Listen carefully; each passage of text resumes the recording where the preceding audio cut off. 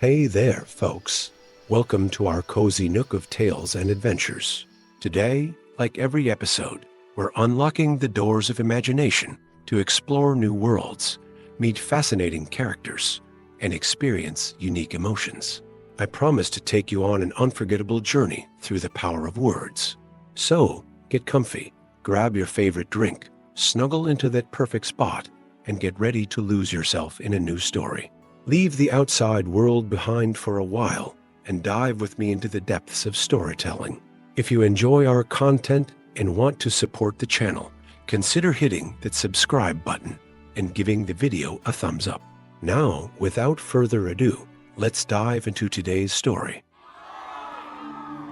As the sun began its descent over Lake Michigan, painting the sky in a breathtaking array of oranges and pinks, George Ferris Jr. stood at the base of his magnificent creation. The Ferris wheel, towering 264 feet above the grounds of the 1893 Chicago World's Fair, was a testament to human ingenuity and the spirit of the age. But for tonight's operator, Samuel Winters, it was simply home. Samuel climbed the familiar steps to his booth, his footfalls echoing in the relative quiet of the early evening. The fair was winding down for the day, the cacophony of daytime crowds giving way to a more subdued ambience. He settled into his chair, the worn leather creaking softly beneath him, and began his nightly ritual of checking gauges and switches. The steady hum of the wheel's motor filled the small space, a comforting white noise that Samuel had grown accustomed to over the months since the fair's opening. He glanced out the window, watching as the last rays of sunlight glinted off the massive steel structure. The wheel's silhouette stood in stark contrast against the deepening twilight, a mechanical marvel that had captured the imagination of millions.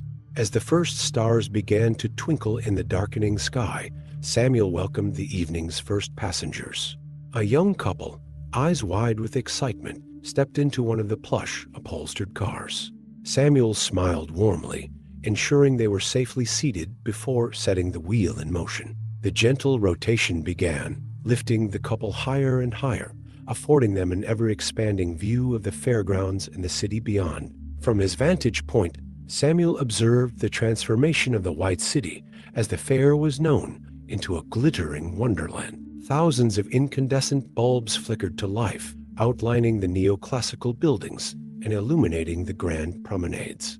The soft glow reflected off the lagoons and canals that crisscrossed the grounds, creating a mesmerizing play of light on water. As more passengers arrived, Samuel fell into the rhythm of his work. The steady click of the mechanism, the soft whir of the motor, and the occasional delighted gasp from passengers created a soothing symphony. He found himself reflecting on the countless stories he had become a part of over the past months. Proposals at the wheel's apex, wide-eyed children experiencing their first bird's-eye view, and elderly couples reliving their youth. The crisp autumn air carried the mingled scents of popcorn, roasted chestnuts, and the faint salt tang from the nearby lake. Samuel took a deep breath, savoring the familiar aromas that had become the signature of his evenings. A cool breeze rustled through the nearby trees, their leaves just beginning to hint at the coming change of seasons.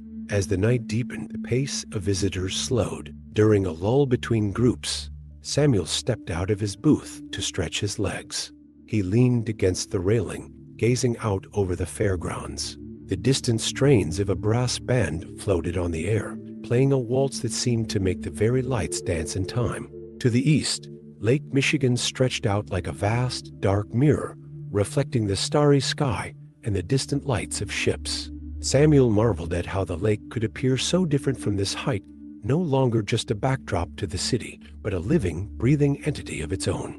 His reverie was interrupted by the arrival of a group of visitors from abroad, their accents a delightful mix of languages and cultures. Samuel welcomed them warmly, his practiced eye ensuring everyone was comfortably seated. As the wheel began to turn once more, he caught snippets of their excited conversation, a reminder of the truly international nature of the fair. From his booth, Samuel had a unique perspective on the nightly fireworks display.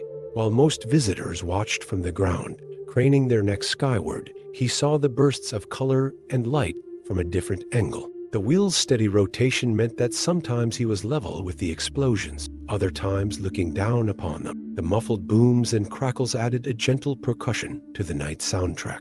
As midnight approached, the fair began to empty. The last few visitors made their way to the exits, their voices a soft murmur carried on the night breeze. Samuel began the process of shutting down the wheel for the night, his movements practiced and efficient. With the final checks complete, Samuel allowed himself a moment of quiet contemplation. He gazed up at the wheel, its massive form now still and silent. In the quiet of the night, he could almost hear the echoes of the day, the laughter, the gasps of wonder, the countless conversations that had taken place in the cars high above the ground. Descending the steps from his booth, Samuel's footsteps echoed in the empty plaza. The fairgrounds took on an almost ethereal quality in the late-night stillness. Pools of lamplight created islands of warm illumination amid the shadows, and the buildings seemed to stand as silent sentinels, guarding the dreams and aspirations that the fair represented. As he made his way towards the employee exit, Samuel paused by one of the many fountains that dotted the fairgrounds. The water's gentle cascade provided a soothing background to his thoughts. He reflected on the incredible journey that had brought him here from a small town in Ohio to being part of this grand spectacle that had captured the world's imagination. The security guard at the gate nodded a friendly goodnight as Samuel passed through. Beyond the fair's boundaries, the city of Chicago slumbered, its own lights twinkling like earthbound stars. As he began his walk home, Samuel's mind drifted back to the wheel and the wonders he had witnessed. He thought of the countless sunsets he had observed, each one unique in its palette of colors. He remembered the storms he had watched roll in from the lake, the lightning illuminating the clouds in spectacular displays. There were the misty mornings when the fog shrouded the lower half of the wheel, making it seem as though the upper cars were floating in the clouds. Samuel's small apartment was just a few blocks from the fairgrounds. As he climbed the stairs, he could still hear the phantom echoes of the day's excitement. Entering his modest living space, he was greeted by the familiar sight of his collection of sketches and newspaper clippings about the fair and the wheel. He settled into his favorite armchair by the window, which offered a distant view of the fairgrounds. The Ferris wheel stood tall among the other structures, a silent guardian of the White City. Samuel smiled, feeling a deep sense of pride and contentment. As he prepared for bed, Samuel's thoughts turned to the future. The world's Columbian Exposition, as the fair was officially known, would soon come to an end. What would become of the magnificent structures, the grand boulevards, the technological marvels like the wheel? Would they be remembered or fade into history like so many other wonders? Lying in bed, Samuel closed his eyes, the gentle rhythm of the wheel's rotation still echoing in his mind. He drifted off to sleep, his dreams filled with images of soaring above the city, of sunsets and starry skies, of faces lit with wonder and joy.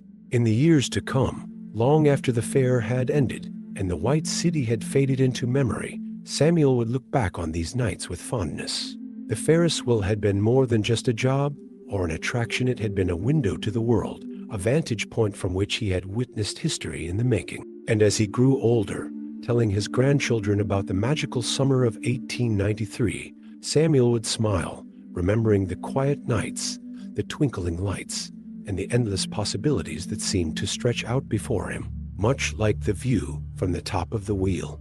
In his heart, he would always be there, high above Chicago, part of something greater than himself, watching over a world of wonder and dreams.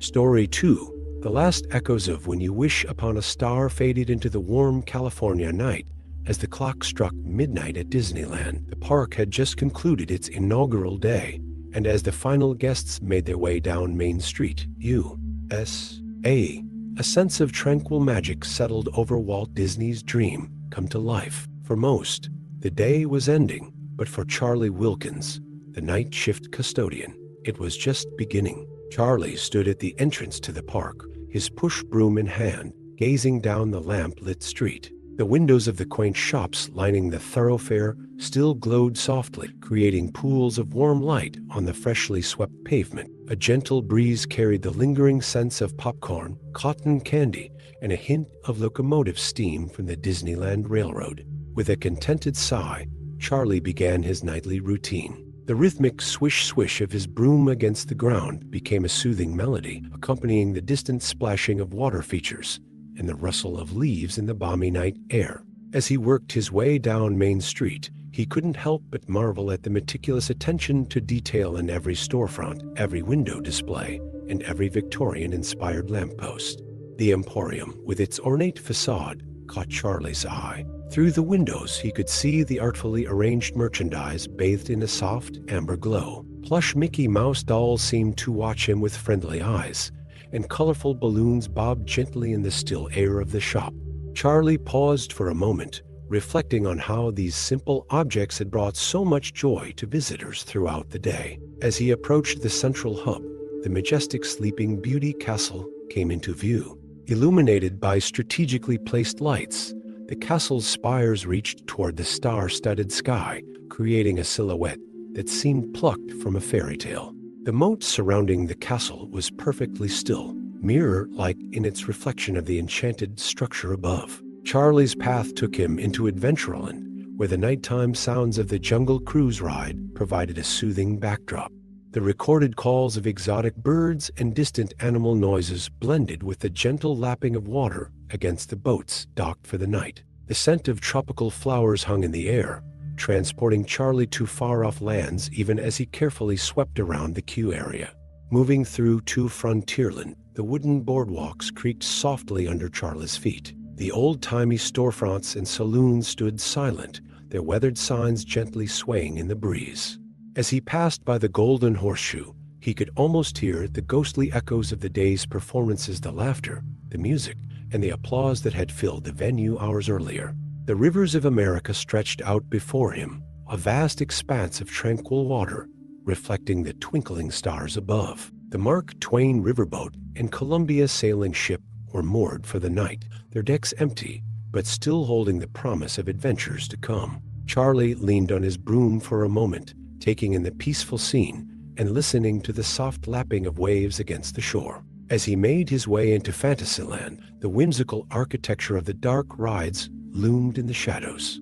The castle turrets of Mr. Toad's Wild Ride and the colorful facade of Peter Pan's Flight stood in silent repose, waiting for the morning to bring them back to life. Charlie carefully swept around the base of King Arthur Carousel, its intricately painted horses frozen mid-gallop, their golden poles gleaming in the moonlight. The gentle splashing of the snow-white grotto fountain provided a soothing soundtrack as Charlie tended to the wishing well. He carefully fished out the coins tossed in by hopeful guests, ensuring they would be donated to children's charities as Walt had intended. The soft blue glow emanating from the well-cast enchanting patterns on the surrounding foliage, creating a truly magical atmosphere. In Tomorrowland, the retro-futuristic architecture took on an ethereal quality in the nighttime stillness. The clean lines and gleaming surfaces of the Moonliner rocket and the Astrojets ride seemed to glow with an inner light. Charlie marveled at how this vision of the future, born from the optimism of the 1950s, filled him with a sense of wonder and possibility. As he swept near the Autopia track, the faint scent of gasoline mingled with the cool night air, a reminder of the day's excitement. The miniature cars sat silently in their docking stations, their chrome fixtures reflecting the starlight. Charlie smiled, remembering the joy on children's faces as they experienced the thrill of driving for the first time. Throughout his rounds, Charlie encountered other members of the overnight staff, electricians checking the thousands of light bulbs that brought the park to life, painters touching up any signs of wear, and gardeners tending to the lush landscaping. They exchanged quiet nods and smiles, united in their behind-the-scenes roles in maintaining the magic of Disneyland. As the night wore on, Charlie found himself back on Main Street, USA. The street sweeper made his way to Town Square, where the flagpole stood tall, the stars and stripes hanging still in the quiet night. He paused for a moment, looking up at the flag and reflecting on what it represented not just for the nation, but for the dream that Walt Disney had turned into reality. Charlie's gaze drifted to the window of Walt's private apartment above the fire station. A soft light still glowed from within, a tradition that would continue for years to come, symbolizing Walt's enduring presence in the park he had created. Charlie felt a surge of pride, knowing that he played a small but important part in keeping Walt's vision alive. As the first hints of dawn began to lighten the eastern sky, Charlie completed his final sweep of Main Street. The park stood pristine, ready to welcome a new day of guests. He took a moment to stand in the middle of the street, looking towards Sleeping Beauty Castle framed by the pastel hues of the approaching sunrise. In this quiet moment, Charlie felt the true magic of Disneyland not just in its attractions and shows, but in the care and dedication of those who worked tirelessly to create happiness for others.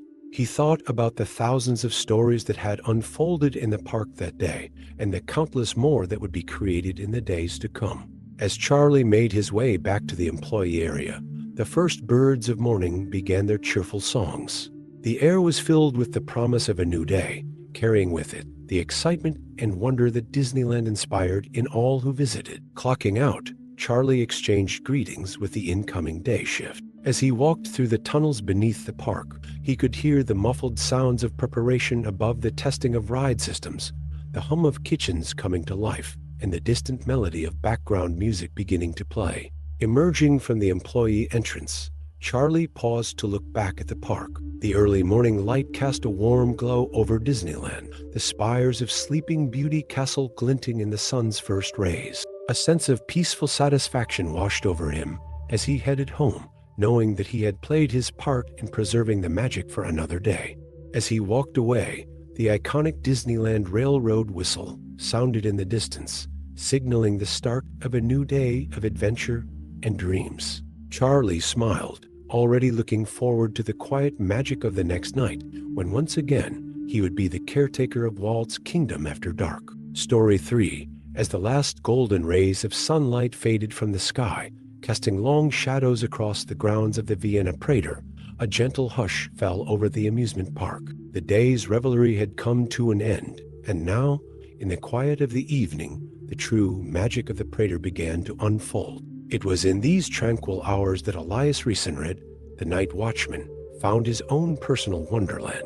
Elias emerged from the small gatehouse near the park's entrance, his lantern casting a warm, flickering glow on the path before him. The crisp night air carried the lingering sense of sweet roasted chestnuts and sugared almonds, reminders of the day's festivities. As he set out on his nightly rounds, the soft crunch of gravel beneath his feet provided a soothing rhythm to accompany his journey. The park's main avenue stretched out before him, lined with elegant gas lamps that had just flickered to life. Their soft amber glow bathed the tree-lined promenade in a dreamlike luminescence, creating pools of light that seemed to float in the growing darkness. Elias paused for a moment, allowing his eyes to adjust to the twilight and taking in the peaceful atmosphere that had settled over the Prater. As he walked, the distant clip-clop of horse hooves echoed faintly from beyond the park's boundaries, a reminder of the bustling city of Vienna that lay just beyond this oasis of tranquility. The sound gradually faded, replaced by the gentle rustle of leaves in the cool evening breeze and the occasional soft hoot of an owl. Elias's path took him past silent carousels and quiet game stalls, their vibrant colors muted in the moonlight. The Venetian-style shooting galleries, usually alive with the pop of cork guns and laughter, now stood in repose, their targets awaiting the next day's marksman. In the stillness, Elias could almost hear the echoes of the day's excitement, the delighted squeals of children, the animated conversations of couples strolling arm in arm, and the enthusiastic barks of carnival barkers. As he approached the heart of the park, Elias's gaze was drawn upward to the imposing silhouette of the Riesenrad, the giant Ferris wheel that had quickly become the crown jewel of the Prater since its construction just 3 years prior. Moonlight glinted off its massive iron framework, creating an intricate lacework of shadows on the ground below. The wheel stood motionless, its gondolas empty, yet it seemed to hum with potential energy, as if at any moment it might spring to life and begin its stately rotation once more. Elias paused at the base of the Riesenrad, marveling at its sheer scale.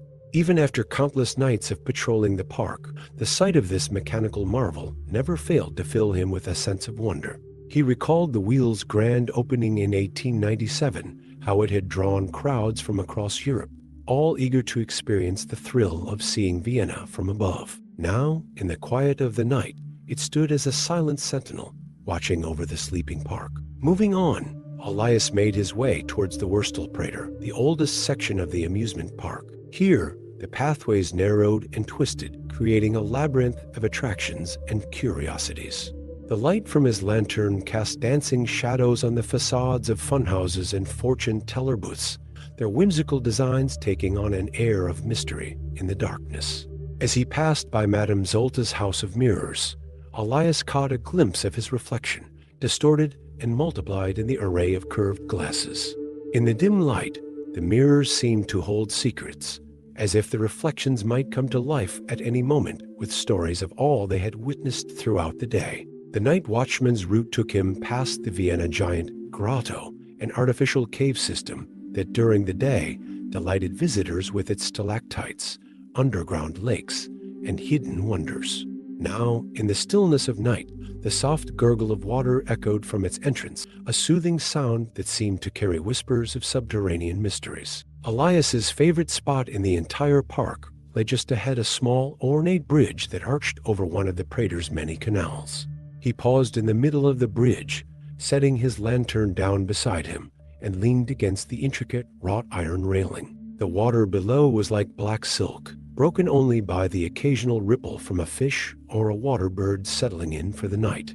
The reflection of the moon shimmered on the surface, a perfect silver disk surrounded by pinpricks of starlight. From this vantage point, Elias could see much of the park spread out before him. The elegant spires of the various attractions rose up against the night sky, their outlines softened by a light mist that had begun to roll in from the nearby Danube River. The hazy veil lent an ethereal quality to the scene, as if the entire park were suspended between the real world and a realm of dreams.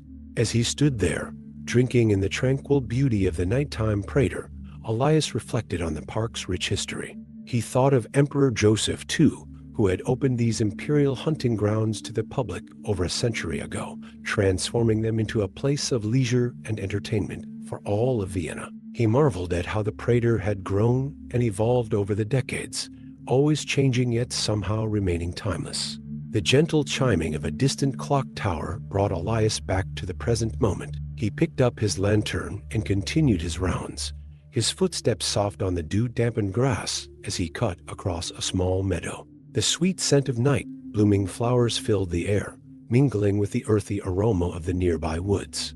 As he approached the Prater's famous alley of chestnut trees, Elias was enveloped in a tunnel of gently swaying branches. Moonlight filtered through the canopy, creating a dappled pattern on the path before him. In the day, this avenue was a bustling thoroughfare, filled with fashionable Viennese out for their afternoon promenade. Now it was a cathedral of nature, the only sound the whisper of leaves and the occasional creak of a branch in the night breeze. Emerging from the alley, Elias found himself near the Prater's collection of restaurants and cafes. The outdoor seating areas, usually alive with the clinking of glasses and the hum of conversation, now stood in peaceful silence. Tables draped in white cloths gleamed softly in the moonlight, awaiting the next day's patrons. The faint aroma of coffee and sachertorti still lingered in the air, a ghostly remnant of the day's indulgences. As the night deepened, a light fog began to roll across the park, softening edges and muffling sounds. Elias watched as tendrils of mist curled around lamp posts and wrapped gentle fingers around carousel horses, lending an air of mystery to the familiar sights. The Prater seemed to exist in a world of its own, separate from the sleeping city beyond its borders. Elias's circuit of the park nearly complete, he made his way back towards the main entrance. As he walked, he reflected on the privilege of experiencing the Prater in these quiet hours. While others knew only its daytime face, full of excitement and energy, he was privy to its nocturnal beauty, its moments of peaceful repose. Approaching the gatehouse, Elias paused for one last look at the slumbering park. The Riesenrad loomed in the distance, its circular form a promise of endless possibilities. The mist had thickened, wrapping the attractions in a soft, dreamy haze. In just a few hours, the sun would rise, and the Prater would once again come to life with the laughter and joy of its visitors. But for now, in these last quiet moments of night, it belonged to Elias and the stars above. As he entered the gatehouse to warm himself with a cup of tea, Elias felt a deep sense of contentment. Another night had passed peacefully in the Vienna Prater, its wonders kept safe under his watchful eye. And tomorrow night, he would once again step out into this magical world, ready to be enchanted anew by the timeless beauty of the park after dark. Story 4. On a warm summer morning in July 1955, 7-year-old Emily Watson woke up with a flutter of excitement in her stomach. Today was no ordinary day. It was the grand opening of Disneyland, and her parents had surprised her with tickets to be among the very first visitors to the park. As she lay in bed, the soft morning light filtering through her curtains, Emily could hardly believe that in just a few hours, she would be stepping into a world of wonder and magic. The drive from their home in Los Angeles to Anaheim seemed to take forever, but Emily didn't mind. She watched the landscape change from busy city streets to rolling countryside, her imagination painting castles and fairy tale creatures in the passing scenery. The car radio played gentle melodies, and the breeze from the open windows carried the sweet scent of orange groves. As they approached the park, Emily pressed her nose against the window, her eyes wide with wonder. In the distance, she could see the spires of Sleeping Beauty Castle reaching toward the clear blue sky. Cars lined up along the newly paved road, their chrome bumpers gleaming in the California sunshine. Families dressed in their Sunday best streamed toward the entrance, their excited chatter filling the air with a buzz of anticipation. Emily's father found a parking spot, and as they stepped out of the car, the little girl was enveloped by the sounds and smells of the park. The distant strains of a brass band playing When You Wish Upon a Star drifted on the warm breeze, mingling with the scent of popcorn and the sweetness of cotton candy. Emily clutched her mother's hand as they made their way to the entrance, her patent leather shoes clicking on the pavement in time with her racing heart. As they passed through the tunnel beneath the railroad tracks, Emily gasped. Before her stretched Main Street, USA, a picture-perfect vision of small-town America at the turn of the century. The street was lined with charming shops and cafes, their windows filled with colorful displays that beckoned to be explored. Horse-drawn streetcars clip-clopped down the center of the street, the gentle rhythm of hooves on cobblestones adding to the nostalgic atmosphere. Emily's parents let her set the pace as they strolled down Main Street. She was drawn to a candy shop, its windows filled with jars of brightly colored sweets. The cool air inside was a welcome respite from the growing heat of the day, and the sweet aroma of chocolate and caramel enveloped them. An elderly gentleman in a striped vest and bootie greeted them warmly, offering Emily a sample of peppermint stick. As the candy melted on her tongue, Emily felt as though she had stepped into a storybook. Back on Main Street, they paused to watch a barbershop quartet performing in front of the Emporium.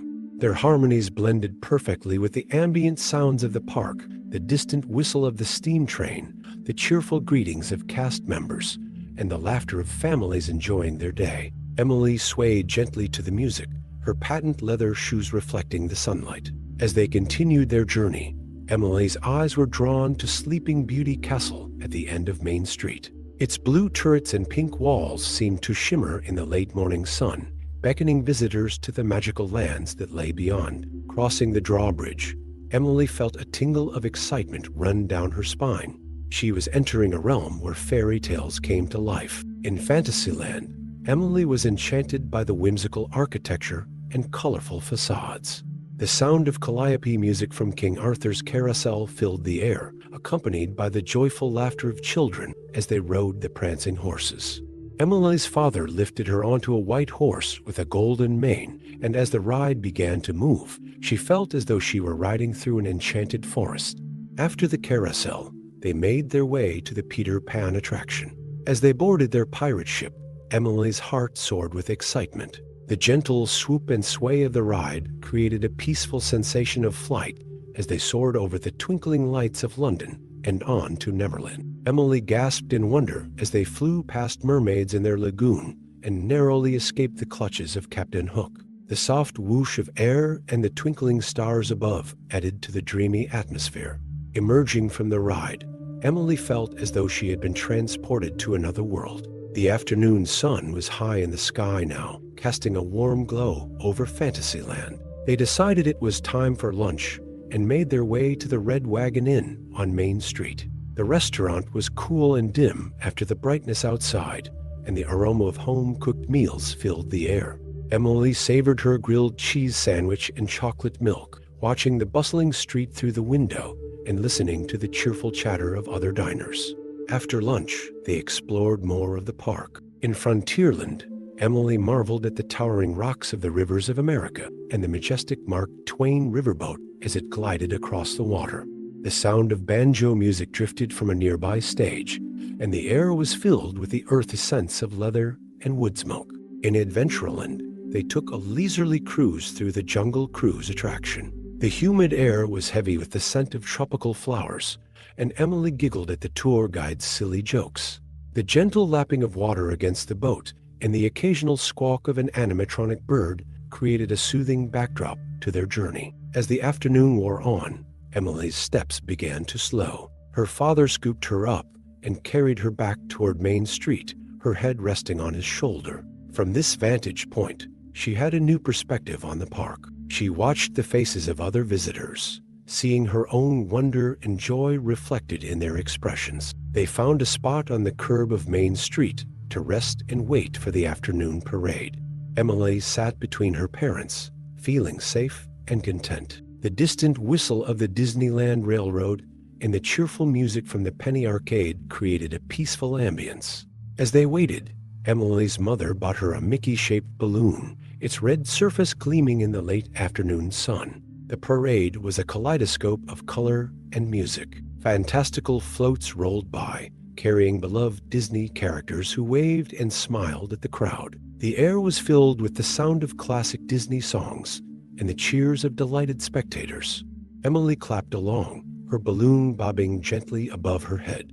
As the sun began to set, casting a warm golden glow over the park, Emily and her parents made their way back toward Sleeping Beauty Castle. The temperature had cooled slightly, and a gentle breeze carried the mingled scents of popcorn, cotton candy, and flowers from the meticulously maintained gardens. They found a bench near the castle and sat down to rest.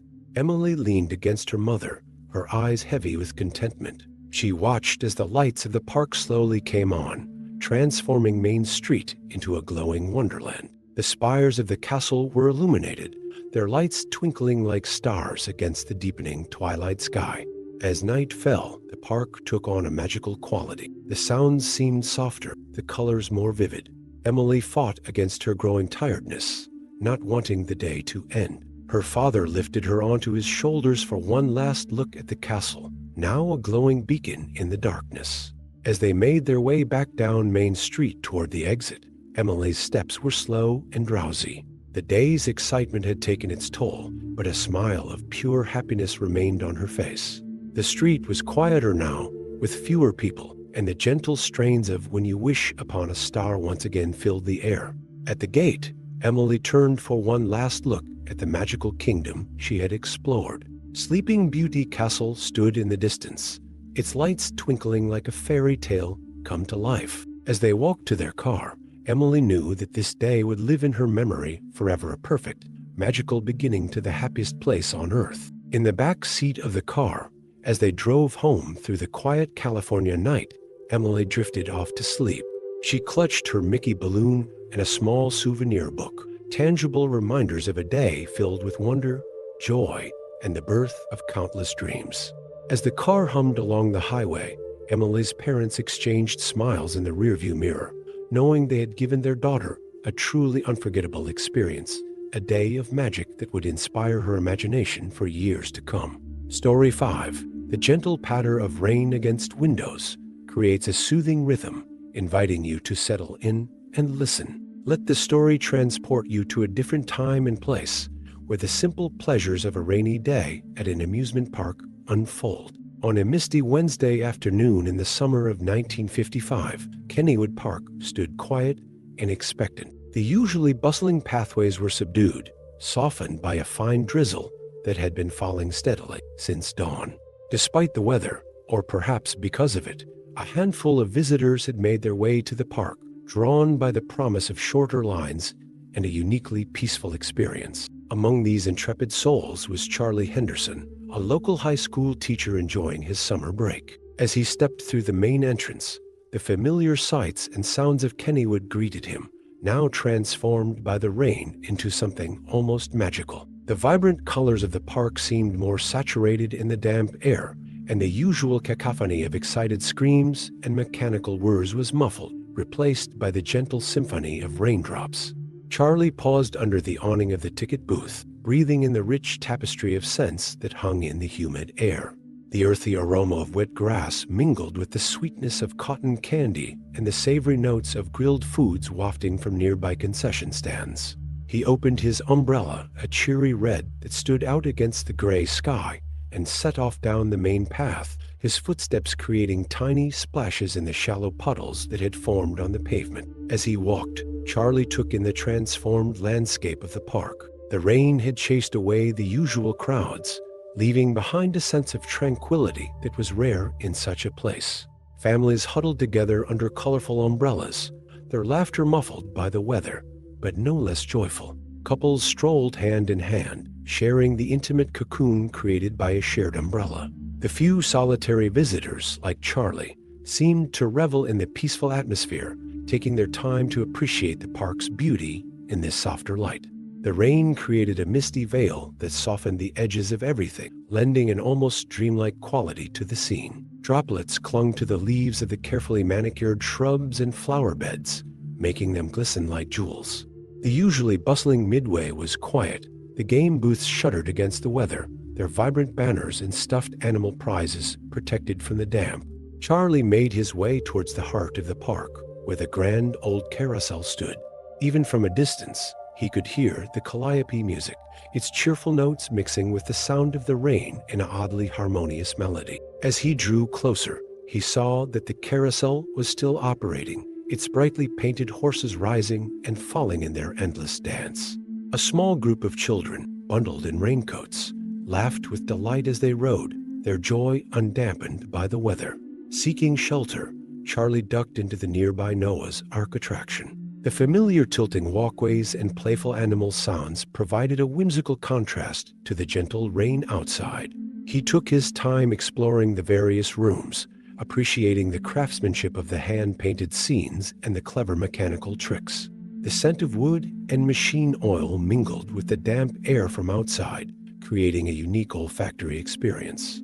Emerging from Noah's Ark, Charlie found that the rain had eased to a fine mist. He decided to take a ride on the park's famous wooden roller coaster, the Thunderbolt. As he approached, he could see the wooden structure rising above the trees, droplets of water clinging to its frame and glistening in the subdued light. The usual long queue was non-existent, and Charlie found himself ushered immediately into a car.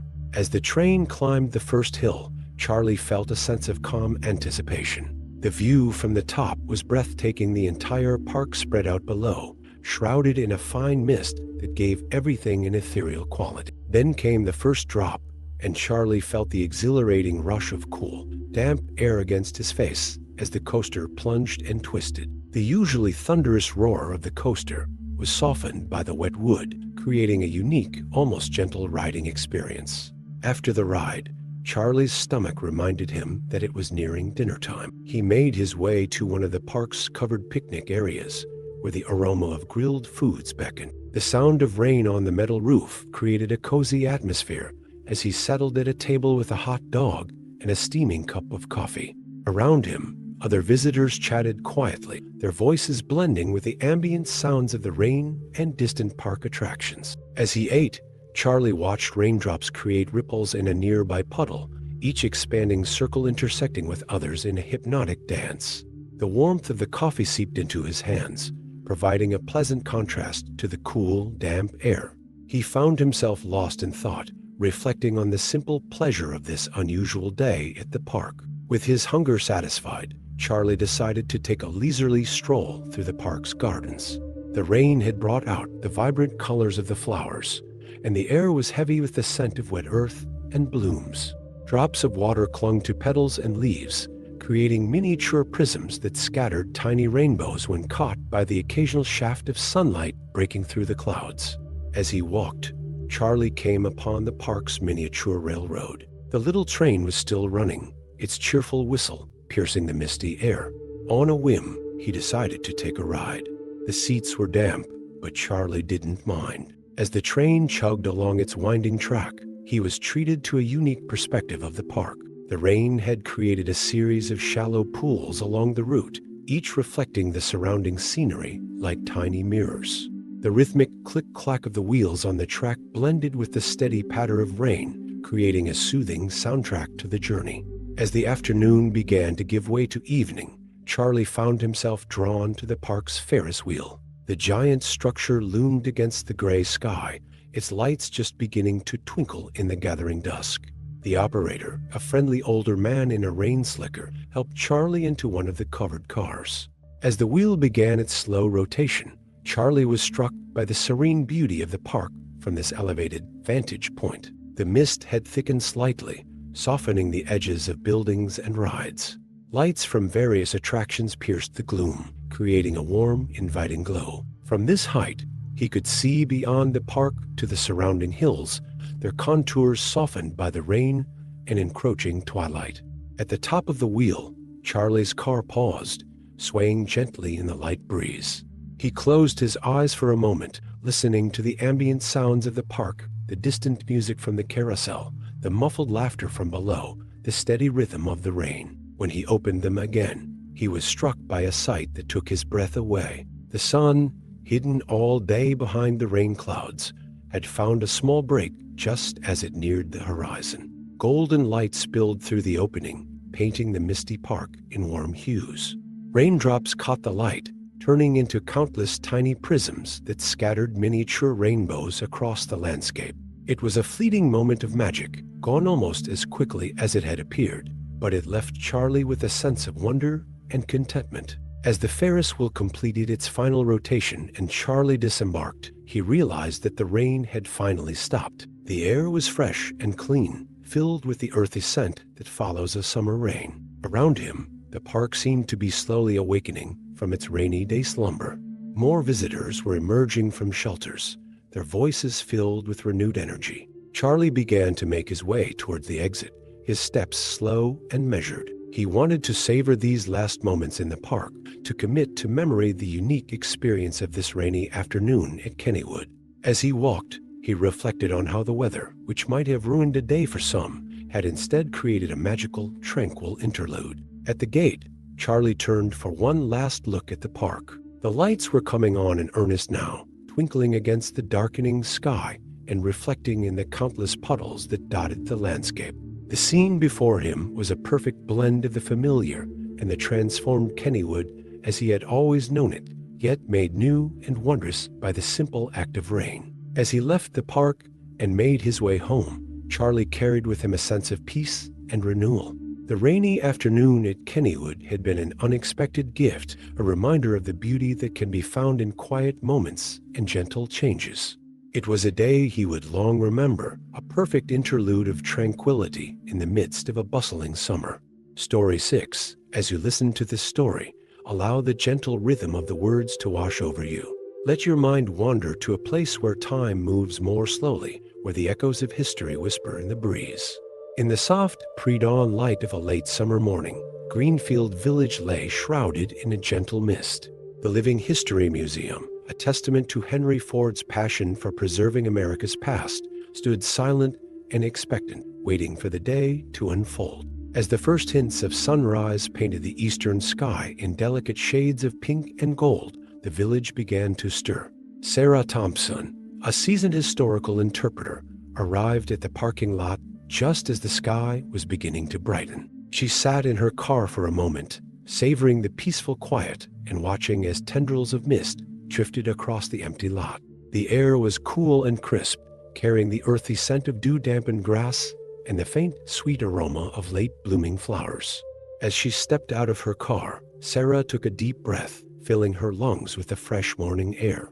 The gravel crunched softly under her feet as she made her way towards the employee entrance. In the distance, she could hear the first birds of the day beginning their morning chorus, their cheerful songs breaking the silence. Sarah entered the village proper, her footsteps echoing slightly on the wooden boardwalk. The buildings around her, carefully preserved or meticulously recreated structures from various periods of American history, seemed to glow softly in the early morning light. Windows reflected the gradually brightening sky, and weathered wood took on a warm, golden hue. As she walked, Sarah noticed other interpreters arriving, each heading to their assigned areas to begin their morning routines. They exchanged quiet nods and gentle smiles, their voices hushed, as if reluctant to disturb the tranquil atmosphere.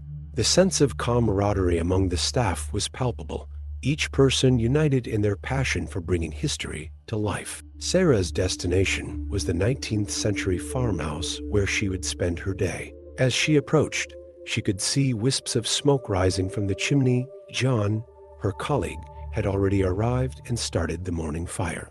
The scent of wood smoke hung in the air, mingling with the earthy smells of the nearby kitchen garden. Entering the farmhouse, Sarah was enveloped by the warm, comforting atmosphere. The fire crackled softly in the hearth, casting flickering shadows on the walls. John looked up from where he was stoking the flames, offering a warm smile.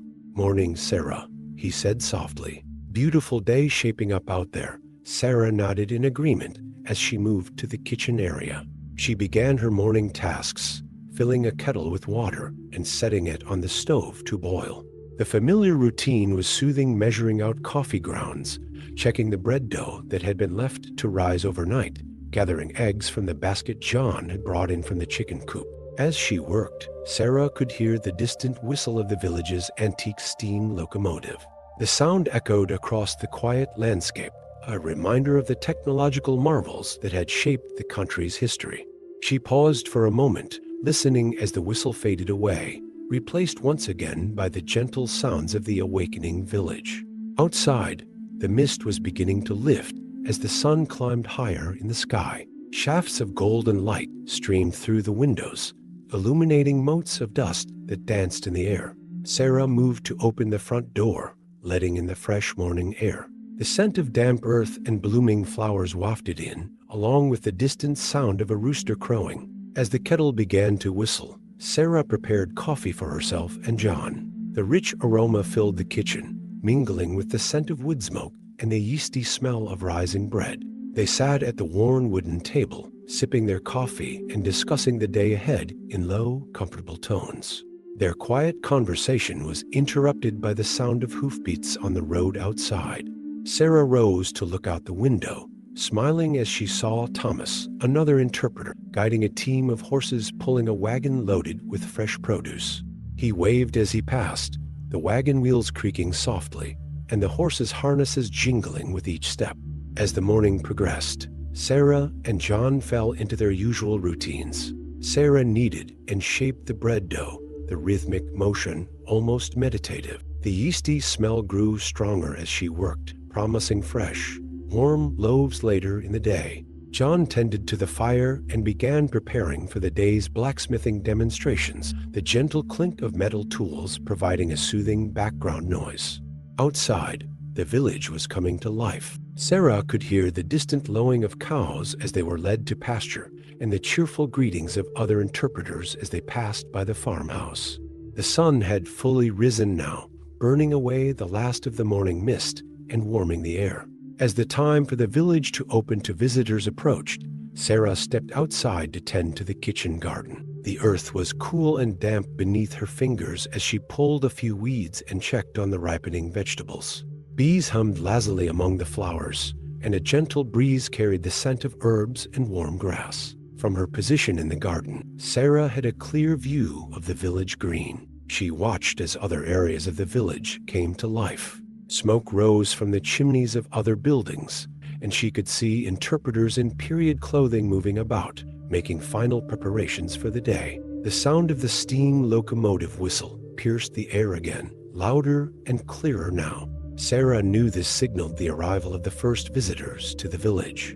She brushed the soil from her hands and made her way back into the farmhouse, ready to greet the guests and share her knowledge of 19th century rural life. As the first visitors approached the farmhouse, Sarah welcomed them with a warm smile. She began to explain the daily routines of a 19th century farm family, her voice soft but clear, drawing her audience into the world of the past. The visitors listened intently, their faces showing interest and sometimes wonder as they learned about a way of life so different from their own. Throughout the morning, Sarah moved between various tasks, tending the fire, checking on the baking bread, demonstrating butter churning, and answering visitors' questions. The rhythmic motion of the butter churn and the steady thump of the kneading bread created a soothing backdrop to her interactions with the guests. As midday approached, the aroma of freshly baked bread filled the farmhouse. Sarah carefully removed the golden brown loaves from the oven, their crackling crust and yeasty scent drawing appreciative comments from the visitors. She set the loaves on the wooden table to cool, the steam rising in delicate wisps. Outside, the summer day had blossomed into full warmth. Through the open windows, Sarah could hear the sounds of activity from around the village, the clang of the blacksmith's hammer, the clip-clop of horses' hooves on the packed earth roads, and the cheerful chatter of visitors exploring the grounds. As the afternoon wore on, Sarah found a moment of quiet between groups of visitors. She stood in the doorway of the farmhouse, looking out over the village. The scene before her was one of gentle activity, people in period clothing strolling along the paths, horse-drawn carriages moving at a leisurely pace, and the distant puff of steam from the locomotive as it made its rounds. The late afternoon sun cast a warm, golden light over the village, making the weathered wood of the buildings glow and creating long, soft shadows. Sarah took a deep breath, inhaling the mixed scents of wood smoke, fresh bread, and summer flowers. Despite the bustle of the day, there was still a sense of peace that permeated the village, a reminder of a slower, simpler time. As the day began to wind down and the last visitors made their way towards the exit, Sarah began the process of closing up the farmhouse. She banked the fire, stored away the day's baking, and tidied the living areas. The familiar routine was soothing, bringing the day full circle. Stepping outside, Sarah paused to watch the sun setting behind the village buildings. The sky was painted in vibrant hues of orange and pink, reflected in the windows of the surrounding structures. The evening air was cool and fresh, carrying the scent of grass and the faint, sweet aroma of night-blooming flowers. As she walked towards the employee exit, Sarah reflected on the day. Each day at Greenfield Village was a journey into the past, a chance to connect with the roots of American history. But more than that, it was a reminder of the beauty found in simple moments, the warmth of a fire, the smell of fresh bread, the gentle rhythms of daily life. The village was quiet now, peaceful in the fading light. As Sarah reached her car, she turned for one last look. The building stood silhouetted against the twilight sky, windows glowing warmly from within. In the distance, she heard the final whistle of the locomotive, a farewell until another day of history brought to life would begin. Driving home, Sarah carried with her the peace of the village, the quiet morning, the gentle routines, the connection to the past. All of these things had woven together to create a day that, while full of activity, left her feeling calm and centered. As the first stars appeared in the darkening sky, Sarah smiled, already looking forward to the quiet promise of another morning at Greenfield Village. Story 7. The pitter-patter of raindrops on Main Street's colorful awnings created a soothing symphony, transforming the usually bustling Disneyland into a serene wonderland. It was a rare rainy day in 1965, and the park that Walt Disney had lovingly crafted just a decade earlier now wore a misty veil, revealing a different kind of magic to the few visitors who ventured out despite the weather. Among these intrepid souls were the Thompson family, John, Sarah, and their 2 children, Emily and Michael. They had saved for months for this trip, and a little rain wasn't going to dampen their spirits. As they stepped through the turnstiles, the familiar scent of popcorn and cotton candy mingled with the earthy aroma of rain-soaked pavement, creating an unexpected but pleasant olfactory welcome. The family paused under the train station, taking in the sight before them. Main Street stretched out like a painting come to life, its Victorian-era facades glistening with a fresh coat of rain. Puddles reflected the warm glow of street lamps, creating shimmering pools of light on the ground. The usual crowds were absent, replaced by a peaceful quiet broken only by the occasional splash of footsteps and the distant, muffled melodies drifting from the shops. "Look, Daddy," whispered Emily, tugging on her father's coat sleeve. "It's like we have the whole park to ourselves." John smiled down at his daughter, her eyes wide with wonder. "It sure does, sweetheart. Shall we explore?" With a nod from Sarah, the family set off down Main Street, their footsteps echoing softly in the unusual quiet. The rain had slowed to a gentle mist, wrapping everything in a dreamy haze. As they walked, they noticed details they might have missed on a busier day: the intricate ironwork on the balconies, the charming displays in the shop windows, and the way the cobblestones gleamed like polished jewels in the wet. The aroma of freshly baked goods wafted from the bakery, enticing the family to step inside. The warmth enveloped them as they entered, a stark but welcome contrast to the cool dampness outside. The baker usually rushed off his feet, greeted them with a friendly smile and unhurried conversation. As they savored warm cinnamon rolls, they watched through the window as a street sweeper pushed his broom along the empty street, whistling a cheerful tune that seemed to perfectly capture the whimsical mood of the day. Venturing further into the park, the Thompsons found themselves in Frontierland. The wooden boardwalks creaked softly under their feet, and the rain created a misty veil over the rivers of America. The Mark Twain riverboat, usually teeming with passengers, sat quietly at its dock, its white paint gleaming against the gray sky. A lone cast member in period costume tipped his hat to the family as they passed, his smile warm and unhurried. "Why don't we take a ride on the mine train?" Sarah suggested, pointing to the Rainbow Caverns mine train, which would later become part of the Big Thunder Mountain Railroad. The family agreed, and to their delight, they had the entire train to themselves. As they chugged along the track, the sounds of the gentle rain outside gave way to the soothing trickle of water inside the caverns. The glowing, phosphorescent waters cast a soft, ethereal light that danced on the walls, creating a magical atmosphere that felt like stepping into a dream. After the ride, they found a dry spot under the overhang of Aunt Jemima's kitchen, now known as River Bell Terrace. The scent of fresh pancakes and maple syrup filled the air as they watched the mist swirl over the rivers of America. A family of ducks swam by, seemingly unfazed by the weather, their quiet quacks adding to the peaceful ambience. As the day progressed, the Thompsons discovered that the rain had transformed many of the attractions into unexpectedly serene experiences. The Jungle Cruise, usually filled with jovial laughter and the guide's corny jokes, became a tranquil journey through a misty rainforest. The sounds of exotic birds and the gentle lapping of water against the boat created a soothing backdrop as they glided past lush foliage dripping with raindrops. In Fantasyland, they found the carousel devoid of its usual long queue. The ornate horses gleamed as if freshly polished, their brass poles reflecting the soft light. As the ride began, the calliope music seemed gentler than usual, blending harmoniously with the background patter of rain. Emily closed her eyes as she rode, feeling as though she were floating through a dream. The family took refuge from a brief shower in Sleeping Beauty Castle, where they found themselves alone in the walk-through dioramas.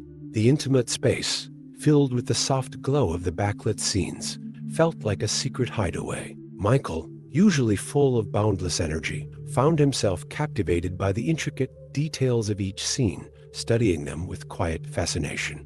As afternoon turned to evening, the park took on a new character. The rain had tapered off, leaving behind a fresh, clean scent in the air. Lights began to flicker on throughout the park, their reflections dancing in the puddles that dotted the pathways.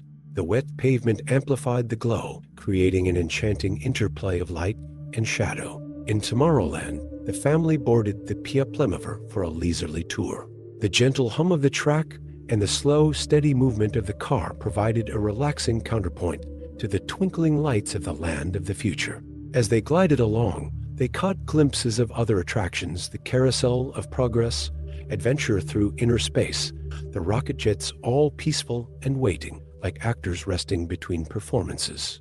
The Thompsons ended their day with a visit to Walt Disney's Enchanted Tiki Room. The animatronic birds, usually performing to a packed house, seemed to put on a special, intimate show just for them and the handful of other guests. The tropical atmosphere, complete with the scent of flowers and the soft sound of falling water, provided a warm and cozy respite as twilight fell outside. As they made their way back down Main Street, the family paused to take in the sight of Sleeping Beauty Castle. The evening mist had returned, wreathing the spires in a soft glow as lights illuminated the structure from within. It was a vision straight out of a fairy tale, made all the more magical by the quiet that enveloped the park. "You know," John said softly, putting his arm around Sarah, "I think this might have been the best day we could have hoped for." Sarah nodded, watching as Emily and Michael splashed gently in a puddle, their laughter mixing with the distant strains of a ragtime tune from one of the Main Street shops. "It's been perfect," she agreed, "like we've been let in on a wonderful secret." As they reached the exit, Emily turned for one last look at the park. The mist had thickened slightly, softening the edges of buildings and rides, making everything seem like it existed in a world between reality and dreams. The glowing windows of Main Street shops cast warm rectangles of light on the wet street, creating an inviting path that seemed to lead into another realm. "Can we come back when it rains again?" Michael asked, his voice full of hope.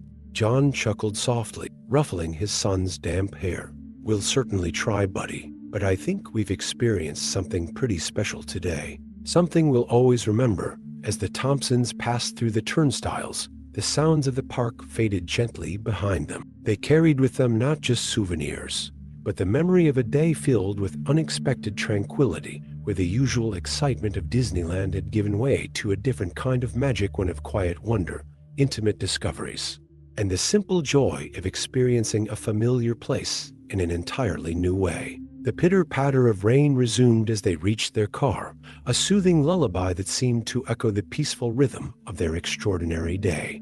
As they drove away, the glow of Disneyland's lights softened in their rearview mirror, a gentle reminder of the magical world they had experienced, a world transformed by rain into a haven of tranquility and dreams. Story 8. In the heart of a lush forest, where dappled sunlight filtered through a canopy of leaves, stood a relic of a bygone era, a wooden roller coaster, silent and still, its once thrilling curves now embraced by nature's gentle touch. This was the forgotten roller coaster of Whispering Pines Amusement Park, a place that had once echoed with laughter and excitement, but now slumbered in peaceful abandonment. As dawn broke over the treetops, the first rays of sunlight caressed the weathered wood of the coaster's frame. Dew glistened on delicate spiderwebs that stretched between the support beams, creating a tapestry of tiny, sparkling jewels. A gentle breeze rustled through the leaves, carrying with it the earthy scent of moss and rain-dampened wood. At the base of the coaster, a young deer cautiously emerged from the underbrush. Her soft brown eyes surveyed the area before she took a few tentative steps forward, her hooves making barely a sound on the forest floor. She paused beneath the towering structure, gazing up at the intricate network of beams and tracks above her. For a moment, it seemed as if she was trying to imagine the grand spectacle this strange wooden giant must have been in its heyday. As the deer moved on, following a path worn by countless woodland creatures, the forest around the coaster began to stir with the sounds of morning. A chorus of birdsong filled the air, their melodies weaving through the wooden beams of the roller coaster like nature's own symphony. A family of squirrels scampered along the tracks, their tiny claws creating a soft pitter-patter that echoed faintly in the stillness. High up on the first hill of the coaster, an old car remained frozen in time, perpetually poised for a descent that would never come. Over the years, resourceful birds had discovered this perfect nesting spot. A robin had made her home there, lining the seat with soft moss and downy feathers. She fluttered back to her nest, a small twig in her beak, adding another layer of comfort to her cozy abode. As the morning progressed, shafts of sunlight began to penetrate deeper into the forest, illuminating the roller coaster in patches of warm, golden light. The wood, once painted in bright, cheerful colors, had faded to a soft, weathered gray. But rather than appearing decrepit, it seemed to have gained a quiet dignity, like an elder statesman of the forest. Vines of wild ivy had begun their slow, steady climb up the support beams, their leaves a vibrant green against the silvery wood. In some places, the ivy had reached the track itself, creating verdant archways that framed views of the surrounding forest. Nature, in its infinite patience, was gradually reclaiming this human-made structure, integrating it into the woodland in a harmonious blend of the artificial and the natural. Near the base of the second hill, a small stream had formed over the years, its clear waters bubbling softly as they flowed beneath the tracks. The constant moisture had encouraged the growth of ferns and moss, creating a lush green carpet that spread out from the water's edge. Dragonflies darted above the stream, their iridescent wings catching the sunlight in flashes of blue and green. As midday approached, the forest fell into a drowsy quiet. The warm sun had heated the wood of the roller coaster, releasing the faint, comforting scent of sun-baked timber. A gentle creaking could be heard as the structure expanded slightly in the heat, a sound not unlike the contented sighs of an old house settling. In a hollow beneath one of the support beams, a family of raccoons had made their home. The mother raccoon emerged, blinking in the bright sunlight, before beginning her daily routine of foraging. Her kits, still too young to join her, peeked out curiously from the safety of their den, their masked faces comical in their earnestness. As the raccoon made her way through the underbrush, she passed by the old ticket booth. The once bright paint was now faded and peeling, but through the clouded glass, one could still make out the faint outline of an old cash register. A vine had wound its way through a crack in the window, its tendrils reaching across the counter, as if trying to purchase a ticket for a ride long since stopped. The afternoon brought with it a gentle summer rain. Droplets pattered softly on the leaves overhead before finding their way to the roller coaster. The rain traced lazy paths down the wooden beams, darkening the wood and releasing the rich, earthy scent of wet timber. Small puddles formed in the dips and curves of the track, creating miniature reflecting pools that mirrored the gray sky above. As the rain tapered off, a fine mist rose from the forest floor, wreathing the lower portions of the roller coaster in a dreamy haze. The diffused light softened the edges of the structure, making it seem almost ethereal, like a half-remembered dream of summers past. A family of deer emerged from the mist, a doe leading her two fawns to the stream for a drink. The fawns, with their dappled coats and wide, curious eyes, seemed fascinated by the strange wooden structure. They pranced around the support beams, their mother watching indulgently as they explored this new and exciting part of their forest home. As the afternoon wore on, sunlight once again filtered through the trees, creating a warm, golden glow. Beams of light illuminated motes of dust and pollen floating in the air, giving the scene an almost magical quality. The wood of the roller coaster, still damp from the rain, steamed slightly in the renewed warmth, adding to the dreamlike atmosphere. In a particularly sun-drenched spot, a patch of wildflowers had taken root at the base of the coaster. Daisies, black-eyed Susans, and purple coneflowers swayed gently in the breeze, their bright colors a cheerful counterpoint to the weathered wood of the structure above them. Bees buzzed lazily from flower to flower, their gentle humming adding to the peaceful symphony of the forest. As evening approached, the forest began to change once more. The slanting rays of the setting sun painted the roller coaster in warm hues of orange and gold, softening its lines and throwing long shadows across the forest floor. Birds returned to their nests, filling the air with a final chorus of song before settling in for the night. In the gathering twilight, a barn owl emerged from a hollow high up in the coaster's framework. She perched on the edge of the track, her feathers ruffling slightly in the evening breeze. With silent wings, she took flight, gliding effortlessly between the beams and supports of the roller coaster, before disappearing into the deepening shadows of the forest. As night fell, the roller coaster took on yet another character. Moonlight filtered through the canopy, casting a soft, silvery glow over the structure. The wood seemed to gleam faintly, and the curves of the track created graceful shadows that stretched across the forest floor. Fireflies began to emerge, their gentle lights drifting lazily around the coaster, like wayward stars. The night air was filled with the soft chirping of crickets and the occasional hoot of an owl. A gentle breeze whispered through the trees, causing the wooden beams to creak softly, almost as if the old roller coaster was sighing contentedly in its sleep. In the quietest hours of the night, when the forest was still and silent, one could almost imagine hearing the echoes of long-ago laughter and excitement. But these were just memories now, fading like the paint on the old wooden beams. The The roller coaster had found a new purpose, a new kind of joy. No longer a thrill ride for human visitors, it had become a vital part of the forest ecosystem, a home and haven for countless creatures. As the first light of dawn began to color the eastern sky, the cycle prepared to begin anew. The forgotten roller coaster of whispering pines stood silent and serene, a monument to the passage of time and the endless patience of nature.